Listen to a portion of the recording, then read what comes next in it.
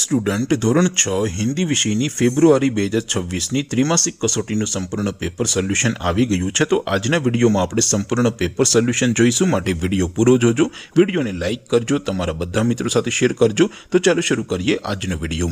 દોસ્તો, ધોરણ 6 હિન્દી વિષયની ફેબ્રુઆરી 2026ની ત્રિમાસિક કસોટીનું સંપૂર્ણ પેપર સોલ્યુશન પીડીએફ ફોર્મેટમાં ડાઉનલોડ કરવા માટેની લિંક આ વિડીયોના ડિસ્ક્રિપ્શનમાં આપેલી છે। તેના પર ક્લિક કરીને તમે ક્વેશ્ચન પેપરની અને તેના સંપૂર્ણ પેપર સોલ્યુશનની એમ બંને પીડીએફને સૌથી પહેલા ડાઉનલોડ કરી શકો છો।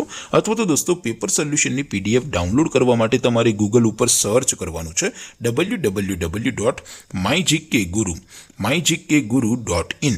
આ વેબસાઇટ તમે સર્ચ કરશો એટલે જે પહેલી લિંક આવશે એના ઉપર તમારે ક્લિક કરવાનું છે। જેવું ક્લિક કરશો એટલે સોલ્યુશન માટેની mygkguru.in આ વેબસાઇટ ઓપન થઈ જશે। વેબસાઇટ ઓપન થયા પછી તમે સ્ક્રોલ કરીને થોડાક નીચે જશો તો ત્યાં તમને ત્રિમાસિક કસોટીના સોલ્યુશન માટેના ધોરણ વાઇઝ લીલા રંગના બોક્સ જોવા મળશે। દોસ્તો, અહીંથી તમે કોઈ પણ ધોરણની બધા જ વિષયોની ત્રિમાસિક કસોટીના ક્વેશ્ચન પેપર અને તેના સંપૂર્ણ પેપર સોલ્યુશનની પીડીએફને સૌથી પહેલા ડાઉનલોડ કરી શકો છો। જેમ કે દોસ્તો, અત્યારે હું ધોરણ 6 માટે ધોરણ 6 વાળા બીજા બોક્સ ઉપર ક્લિક કરીશ। જેવું ક્લિક કરશો એટલે નવું પેજ ઓપન થશે।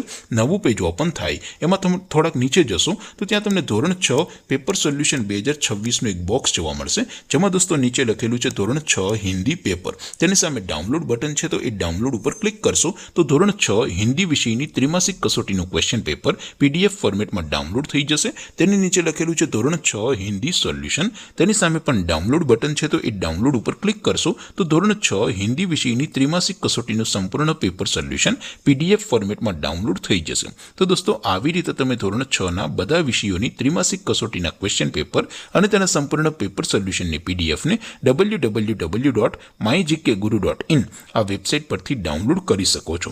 તેમ છતાં કોઈ ક્વેરી હોય, કોઈ પ્રશ્ન ન સમજાતો હોય તો નીચે કોમેન્ટ કરીને પૂછી શકો છો। અધરવાઇઝ આપણે નવા વિડીયોમાં મળીશું, ત્યાં સુધી રજા આપો। આવજો દોસ્તો, જય હિન્દ, વંદે માતરમ।